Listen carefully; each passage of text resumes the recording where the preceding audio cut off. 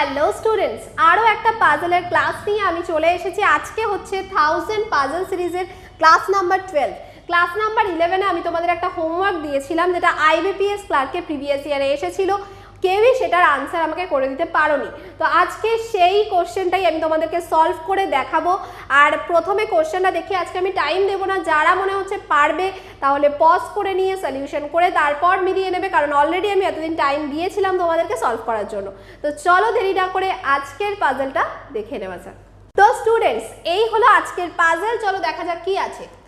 8 person purchase some products one after another but not necessarily in the same order.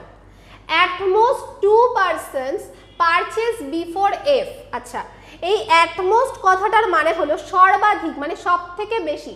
প্রথমেই আগে আমি দেখে নিই 8 জন এখানে পারচেস করেছে।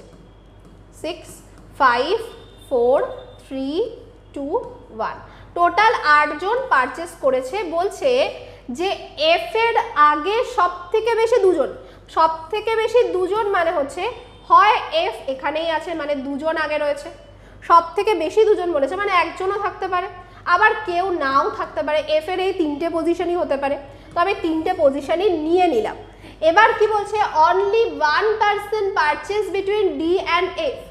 ডি আর এফ এর মধ্যে কি বলেছে যে একজন পারচেস করেছে, তাহলে এখানে ডি কোথায় হবে? এই জায়গাটায়। এখানে ডি কোথায় হবে? এখানে।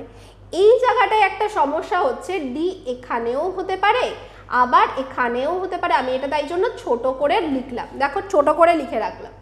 এবার বলছে যে P purchase just before S. P কি ঠিক এস এর উপরে, এখানে আমরা বসাতে পারছি না, এটা পি এস এর ঠিক উপরে আছে। 1 person purchase between P and D. P R D এর মধ্যে একজন। D যদি এখানে হয় P এখানে হবে, P এখানে হলে S এখানে হবে। D যদি এখানে হয় P এখানে হবে, P এখানে হলে S এখানে হবে। এই জায়গাটায় দেখো D যদি এখানে হয় P লেখার জায়গা নেই, তার মানে D এখানে হবে।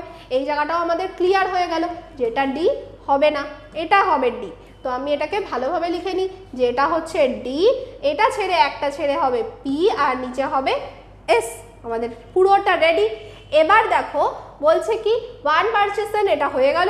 এম পারচেস জাস্ট বিফোর ই। এম কি ঠিক ই এর উপরে, এম হচ্ছে ঠিক ই এর উপরে আছে।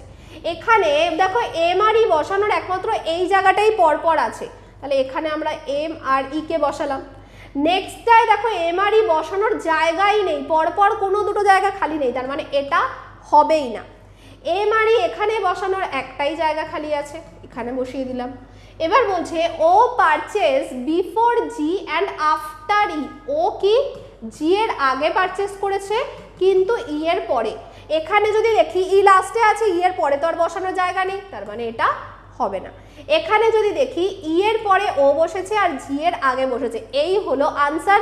কেউ আগের দিন কিন্তু এটা সলভ করে দিতে পারোনি। এই হচ্ছে সলিউশন, এটা হবে উত্তর। দেখো আমরা 3টে পসিবিলিটি নিলাম ঠিকই, কিন্তু সময় কিন্তু বেশি লাগছে না। 3টে পসিবিলিটি নিয়েও যদি তুমি করো, মেন সময় লাগে হচ্ছে রিপিট করতে। আমরা আসলে কম সময় করার জন্য এই এর পরে এই হবে, ওর পরে ওই হবে, এইগুলো ভাবতে গিয়ে আরও বেশি সময় নিই। তো পরপর যদি তুমি নিজের একটা ছকে ফেলে দাও তাহলে কিন্তু খুব বেশি সময় তোমার লাগবে না। এই হচ্ছে আজকের পাজলের সলিউশন। যদি ভালো লাগে অবশ্যই লাইক করে দিও, কমেন্টে জানিও কেমন লাগছে, তাহলে তোমাদের জন্য আরও পাজল নিয়ে আমি চলে আসবো। তো আজকে এই পর্যন্তই, থ্যাংক ইউ।